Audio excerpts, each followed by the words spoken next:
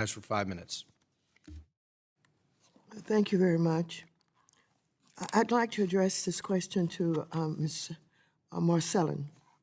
Earlier this year, we saw how quickly the banking system got into serious trouble when Silicon Valley Bank collapsed after experiencing the fastest bank run in United States history. We and the banking regulators worked through the weekend.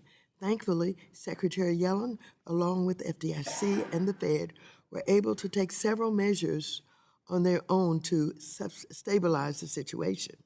As Congress examined what went wrong, committee witnesses, including Fed officials, highlighted that Silicon Valley Bank did not hold enough capital for its securities portfolio, which had large unrealized losses, and that SVB had to sell that portfolio at a steep loss to try to meet demands by depositors withdrawing their money.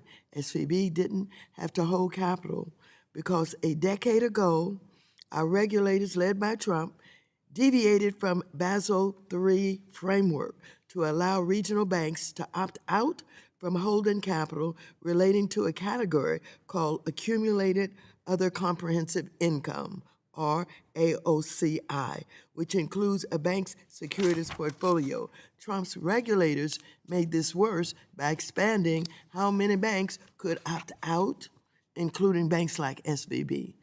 Ms. Marcellin, do you agree that U.S. banking regulators made a mistake by deviating from the Basel III agreement to allow banks like SVB to opt out from holding capital for their securities portfolio with large unrealized losses?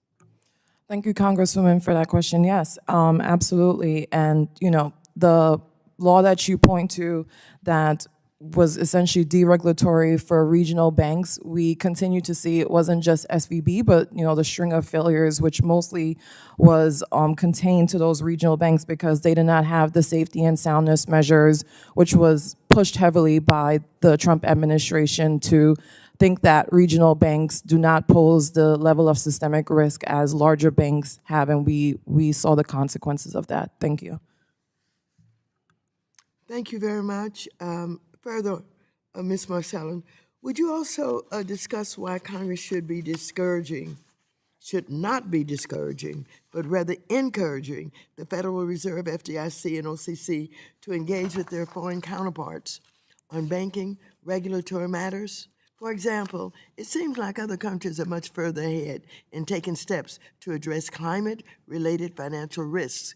For example, in the United Kingdom, their regulators included climate change in its insurance stress testing 4 years ago, and the Bank of England designed their 2021 stress test to aid their economy's transition to net zero and to analyze climate-related risk on capital requirements.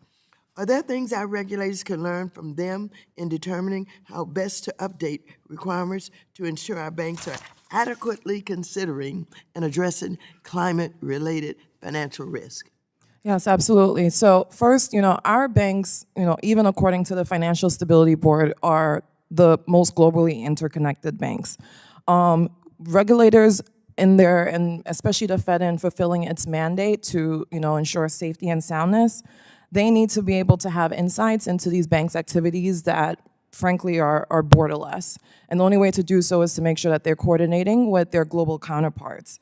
And, because of our interconnectedness, we also have unique risk in that we have to consider, counterparty risk of various countries, various banks across the world. And again, the only way to fully do that comprehensively is to engage in these global standard setting bodies.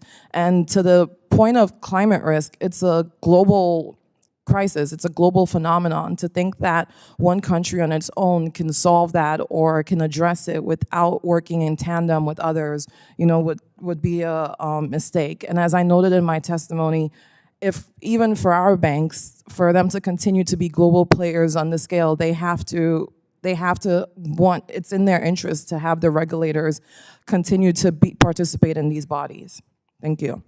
Thank you. So basically what we're concluding, and perhaps you are too, that our hesitancy does not help us to understand creative ideas and new ideas and ways by which we can deal with climate change.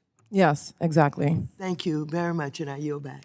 Gentlelady yields. The gentleman from Florida, Mr. Posey, is now recognized.